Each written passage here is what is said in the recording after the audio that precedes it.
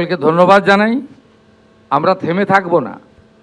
বাকি যাদের genuine verification হয়ে যাবে তাদেরও অর্থ সম্মানীয় দিলীপ ঘোষের নেতৃত্বে তার দপ্তর সঠিক সময় দেবে। কোনো কোনো সময় আমার উপস্থিতি প্রয়োজন মনে করলে তারা ডেকে নেবেন। আমরা একসঙ্গে কাজ করি, একটা টিমে কাজ করি। আরও খুশির খবর আপনারা পাবেন। ইতিমধ্যে মাননীয় মন্ত্রী বলেছেন, মাননীয় মুখ্য সচিব বলেছেন যে বিগত সরকার কেন্দ্রীয় সরকারের সঙ্গে শুধু যুদ্ধ করে গেছেন, কেন্দ্রীয় সরকারের সঙ্গে লড়াই করেছেন, বাংলার মানুষ বঞ্চিত হয়েছে।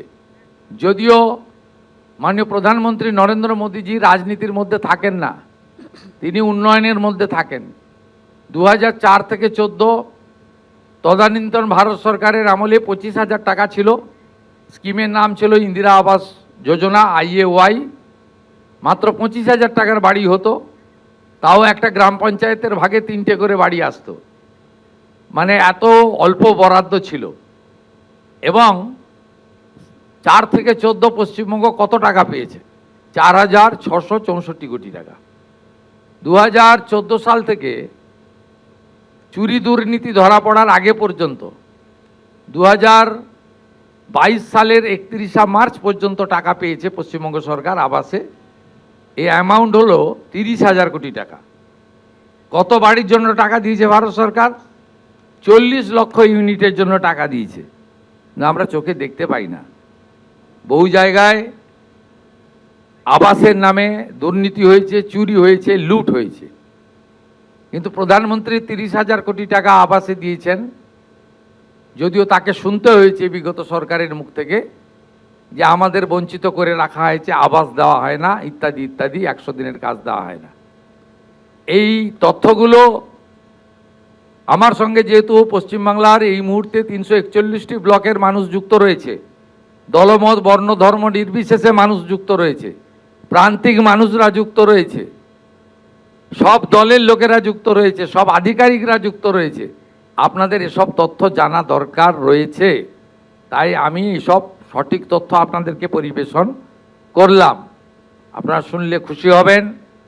কেন্দ্রীয় পঞ্চায়েত ও গ্রাম উন্নয়ন মন্ত্রী এসেছিলেন, তিনি আমাদেরকে 1 লক্ষ নতুন বাড়ির অনুমোদন দিয়ে গেছেন।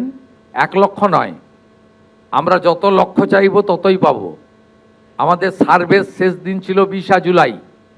মাননীয় মন্ত্রী দিলীপ ঘোষ মহোদয় অনুরোধ করার পরে শিবরাজ সিং চৌহানজি এটা বাড়িয়ে 15ই আগস্ট পর্যন্ত টাইম দিয়েছেন।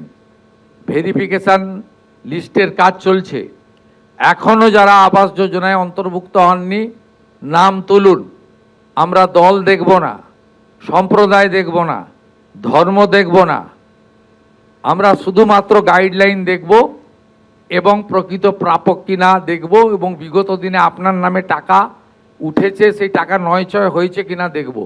এই কয়েকটা ক্রাইটেরিয়া দেখার পরে উনি কথা দিয়ে গেছেন 20 লাখ, 25 লাখ, 30 লাখ, 40 লাখ, যত বাড়ি লাগবে ভারত সরকার আমাদেরকে অর্থ সাহায্য করবে। স্টেট শেয়ারটা দেওয়ার জন্য আমরা প্রস্তুত রয়েছি। তাই পুজোর পরে পরেই, দুর্গোৎসবের পরে পরেই দেখবেন যে আরও কয়েক লক্ষ বাড়ির প্রথম কিস্তির টাকা আমরা আরও বড় কর্মসূচির মধ্য দিয়ে করব। তাই এই অর্থে বাড়ি নির্মাণ করুন। সঙ্গে বিকশিত ভারত জিরামজির 125 দিনের কাজ, অর্থাৎ বছরে ন্যূনতম 34,500 টাকার কর্মদিবস, সেটাকে প্রপারলি ব্যবহার করুন। 12,000 টাকার শৌচালয় লাগান। সঙ্গে প্রধানমন্ত্রী সূর্যঘর যোজনার সুযোগ নিন। এইভাবে গ্রামীণ আবাস তৈরির মধ্য দিয়ে, জল জীবন মিশনের কানেকশানের মধ্য দিয়ে, প্রধানমন্ত্রী অন্ন সুরক্ষা যোজনার রেশনের সাথে সাথে দিয়ে আমরা আসুন আগামী দিনে পশ্চিমবঙ্গের গ্রামকেও নগরায়ণের ছোঁয়া পৌঁছে দিই। এবিপি আনন্দ, এগিয়ে থাকে, এগিয়ে রাখে।